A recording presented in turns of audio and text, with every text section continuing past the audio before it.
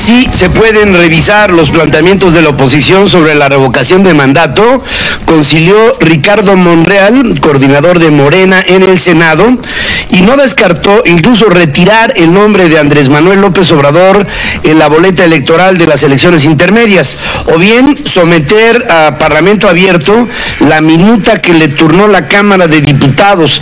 Adelantó que será la próxima semana cuando se discuta ante el Pleno toda esta problemática. Deslinda que las comisiones de puntos constitucionales y legislativos serán las que definan si se modifica o no el dictamen, aunque en estas Morena, junto con sus aliados, tienen ya una clara mayoría, como todos lo sabemos.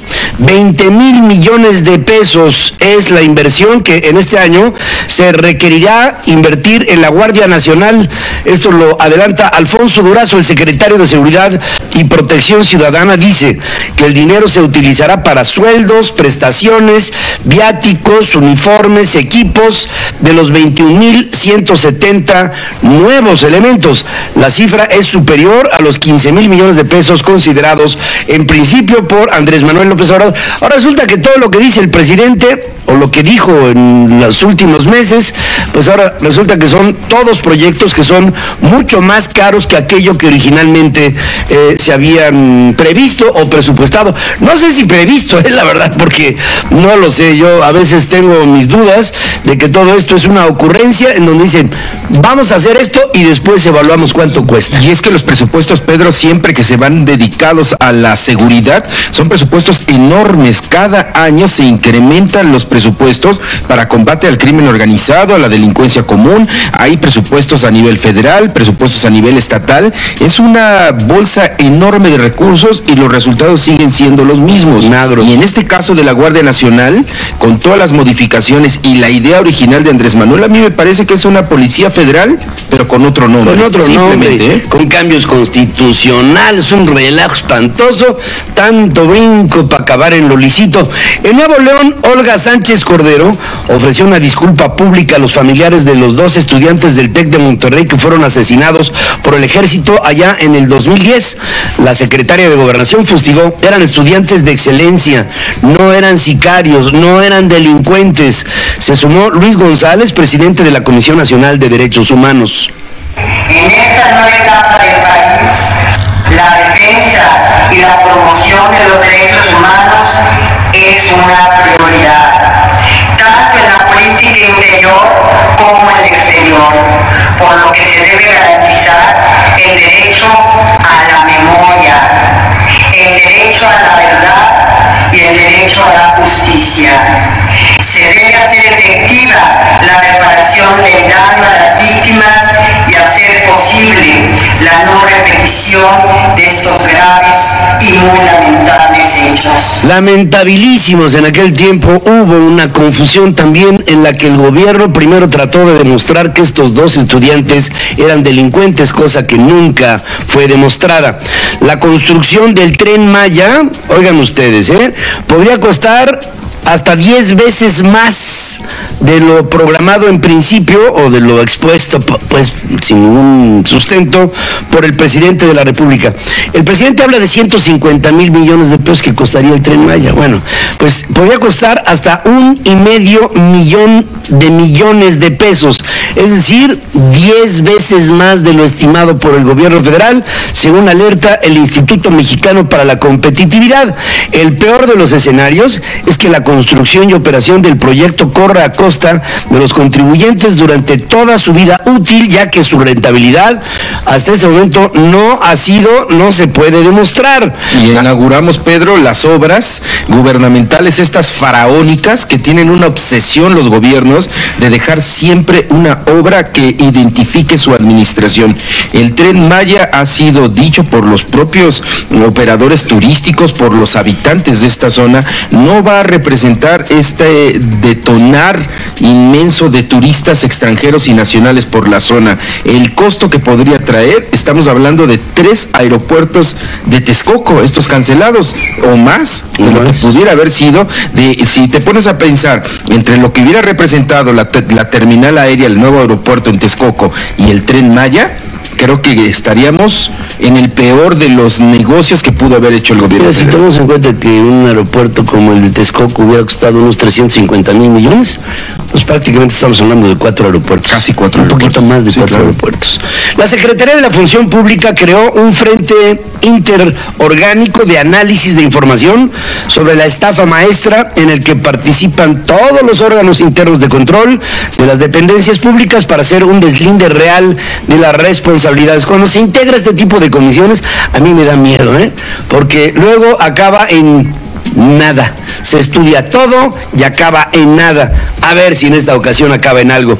Diputados cuestionaron a Irma Heréndira Sandoval sobre un posible conflicto de interés al revisar la actuación de su hermano Pablo Amílcar Sandoval, superdelegado en Guerrero, y de otros familiares.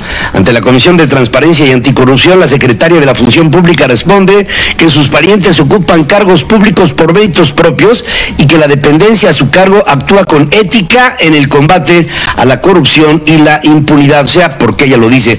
José María Riobó, asesor de Andrés Manuel López Obrador, ingeniero civil, rechazó en tono por demás soez que haya un conflicto de interés luego de la designación de su esposa, Yasmín Esquivel, como ministro de la Suprema Corte de Justicia de la Nación. El empresario Cateto dijo que no le importa, no le interesa darle explicaciones a la gente, acusa a los medios de comunicación. Dice, los medios son los que manipulan a la opinión pública. Pues ya está chocheando, la verdad. Le comento algo sobre las críticas que han hecho sobre el nombramiento de su esposa. Eso no le importa al museo, ni le interesa. Pero a la opinión pública sí, no, hay cuestionamientos. No. ¿A usted no le importa? ¿No hay conflicto de interés? Absoluto. No. ¿Usted qué no, señor? Porque no lo hay. Pero usted tiene alguna asesora al presidente, ¿por qué está aquí o lo vino a ver nada más? Soy asesor del presidente. ¿Porque es su amigo? Pues no solamente ahí, sino técnicamente me considera capaz. ¿Y como asesor tiene algún salario de los recursos públicos? Absolutamente ninguno. ¿Usted consideraría, si aumentan las críticas, dejar de ser asesor del presidente para no perjudicar a su esposa? No todo podría cambiar. ¿Qué le dice al pueblo? ¿Hoy qué tema analizaron con el presidente? ¿Qué tema analizaron hoy con el presidente de asesoría? El grupo es el grupo aeroportuario, los 3 aeropuertos, tanto la Ciudad de México como Santa Lucía, como Toluca. Pero no nos dejan pasar. ¿Qué garantía le da al pueblo? ¿Por qué no nos regalan unos minutos y ya no dejamos pasar? El pueblo usted lo maneja, yo no. Ustedes manejan al pueblo a su conveniencia. ¿Qué mensaje le da usted al pueblo entonces? Yo no tengo que dar mensajes al pueblo, no es mi función. Dice, ustedes manejan al pueblo a su conveniencia, dice el señor Riobó.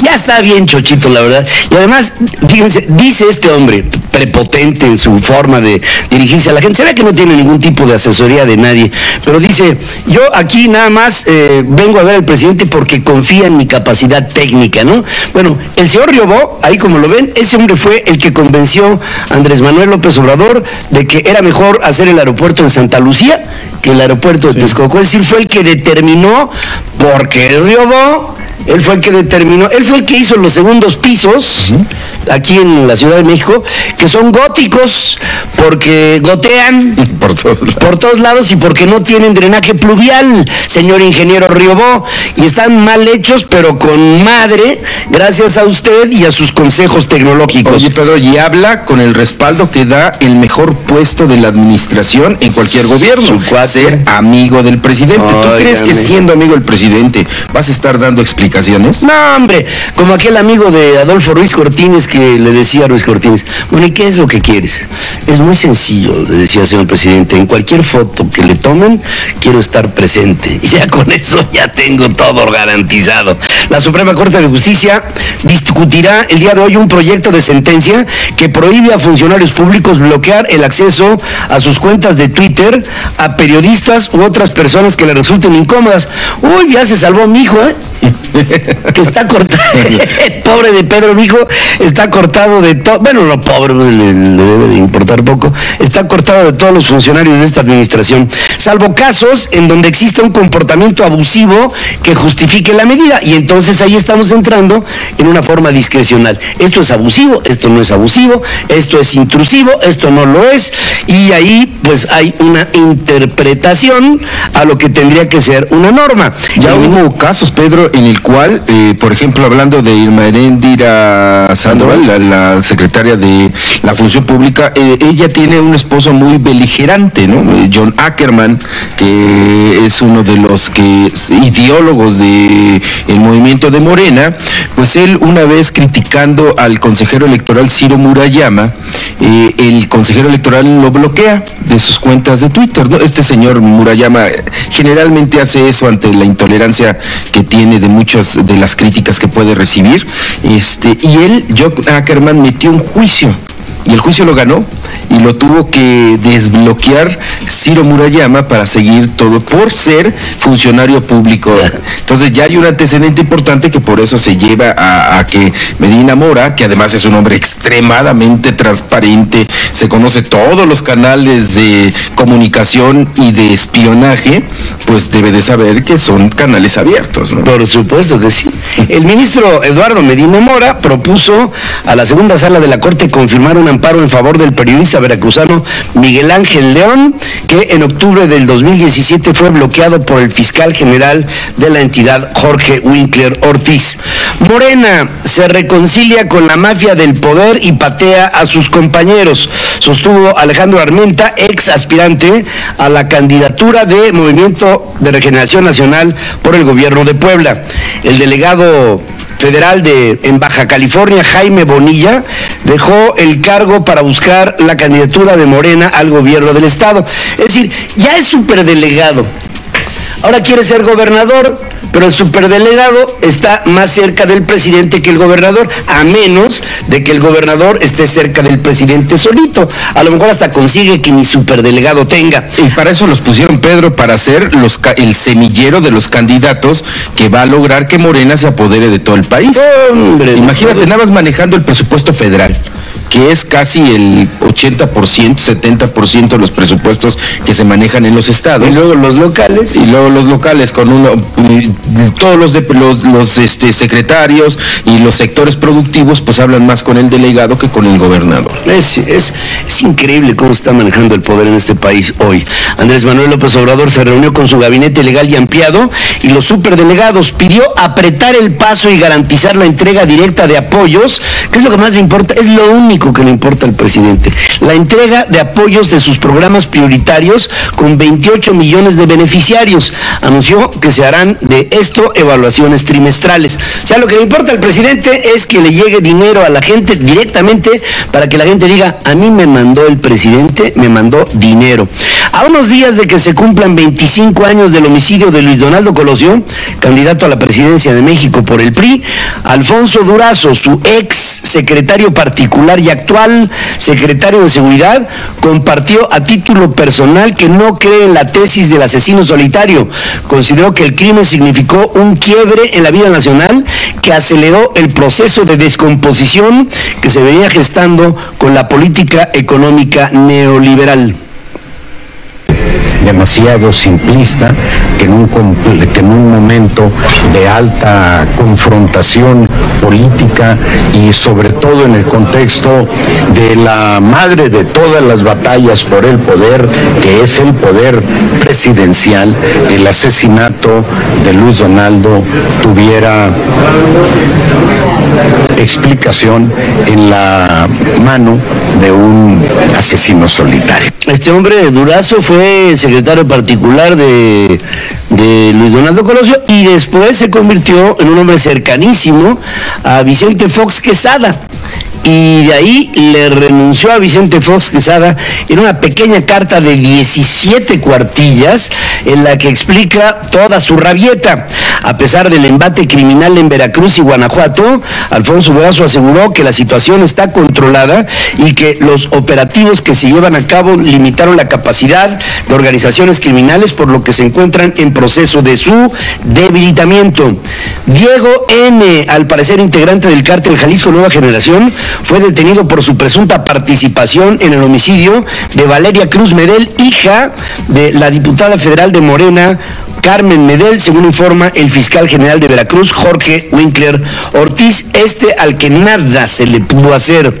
Carlos Amarripa, fiscal general de Guanajuato, reveló que durante el 2018 un total de 109 integrantes del cártel de Santa Rosa de Lima fueron detenidos. No especificó cuántos están sujetos a proceso y cuántos a la libertad. Hay un cerco en la información en torno a esta guerra en contra del huachicol. El legislador de Morena, Cipriano Charrés, presentó a la mesa directiva de la Cámara de Diputados una solicitud de licencia a fin de dedicarse a la causa penal por la que se le acusa de homicidio de una persona en un accidente automovilístico ocurrido en octubre pasado. Charrés remarcó que la Procuraduría de Hidalgo fabricó un caso en su contra por motivos de carácter político.